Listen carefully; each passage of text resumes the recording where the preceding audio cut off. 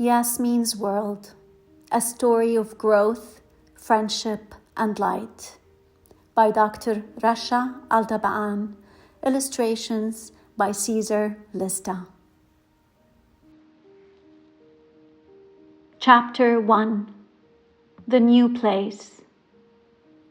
Yasmeen pressed her forehead to the car window, watching the buildings blur into trees, and the trees into houses she didn't recognize. They were moving again. Her breath fogged the glass window, and she drew a small spiral with her finger, slow, round, calming. She always did that when she felt nervous and tight in her chest. "It's a fresh start," her mom Missy had said with a soft smile. New school, new people, and a chance to begin differently. Yasmeen nodded, even though she didn't really feel ready to begin anything. She didn't mind different, but she did mind starting over. At 10 years old, Yasmeen was old enough to understand that starting over wasn't easy, but young enough to still believe in fresh beginnings.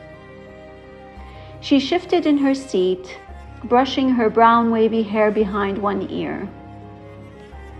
Her soft curls always got fizzy in cars, and her big brown eyes kept flicking towards the unfamiliar streets. Her sneakers tapped against the floor mat, restless. Her fingers curled around the smooth river stone Mama had tucked into her pocket that morning. It was warm from her hand now, like a secret she carried. "When your outside world feels loud," Mama always said, "come home to your inside world." Mama believed that before you filled your pockets with screens, you should fill your heart with silence. Yasmeen didn't have a phone yet, not because she couldn't, but because Mama wanted her to first learn how to be with her own thoughts, her own breath, her own world. Mama used to be a therapist, the kind who wore fancy shoes and had a calendar that was always full. She spent years helping people carry their pain. But one day, her own body started aching, and these aches were whispers that she was doing too much. So she stopped.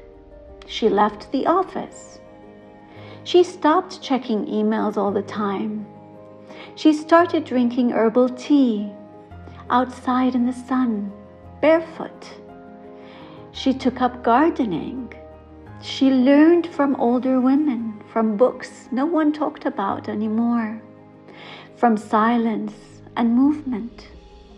She learned from sitting quietly and listening to the wind in the trees, enjoying sunrises and sunsets, as she loved how the sky was painted with beautiful colors of purples, oranges, pinks, and gold. It felt like a secret art show from nature, just for those who paid attention. She loved painting. It didn't have to be perfect, but rather expressive and sometimes messy, yet joyful. She let Yasmeen paint beside her, even when Yasmeen only wanted to draw the same cloud again and again. Mama taught her that breath was one kind of medicine, and so was nature, movement, color, and sound. "When you don't know what to say," Mama once said, "draw it, sing it, shake it out." Yasmeen wasn't always calm. She had big feelings, some fast ones, hot ones, and even heavy ones. Sometimes she shouted, sometimes she shut down, but little by little, she was learning how to find her way back.